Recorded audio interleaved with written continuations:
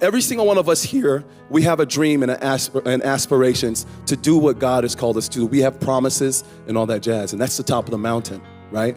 But in order for us to attain those things and grab those things, we have to be able to have the ability and the effort to go up the mountain. Anybody can criticize. Criticizing's easy. Can you help? Can you jump in? And this is my plug for you to be interested and valuing other people better than yourselves, just like Christ did. I want to tell you, serve the church. Be a part of your local church every single Sunday. Join the dream team or whatever is at your church, or volunteer, whatever it takes. I'm just going to give you just the main point of the message here today is keep up the good work. Our good God is still at work. Keep up the good work, for our good God is still at work.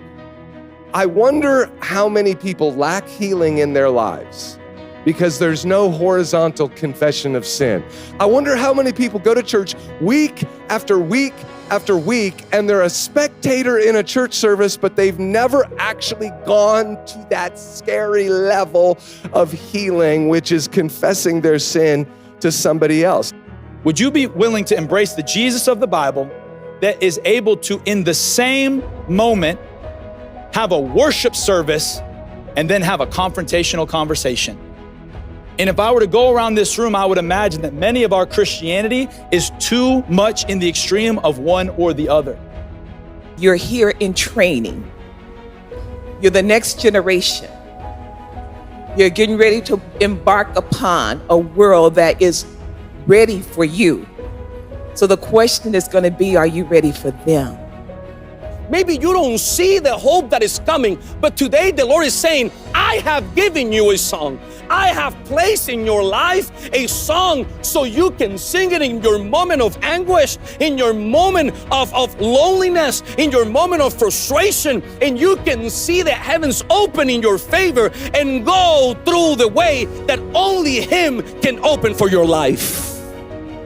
And in those moments as I pray, God floods my heart with a peace that I need, a peace that surpasses all understanding, a peace that doesn't make human sense. I shouldn't feel this kind of peace, but for some reason I feel this kind of peace in my heart, and it helps me just get through and breathe in that moment, because I feel anxiousness and angstiness right in here, and my chest feels tight, but I know that when I pray, God changes things. I think that Paul would stand to remind the Christian church that our hope today is as it was in the times of the Corinthians, it is in the resurrection.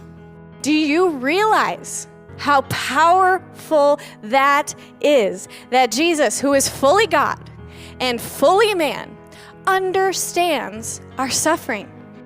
God has more.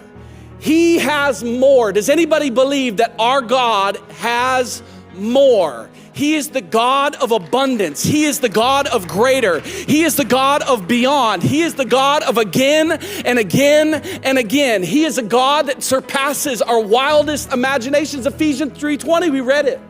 He has more. And sometimes as we're living this life through the highs and lows and everything in between, we forget that God has more. He has more for you.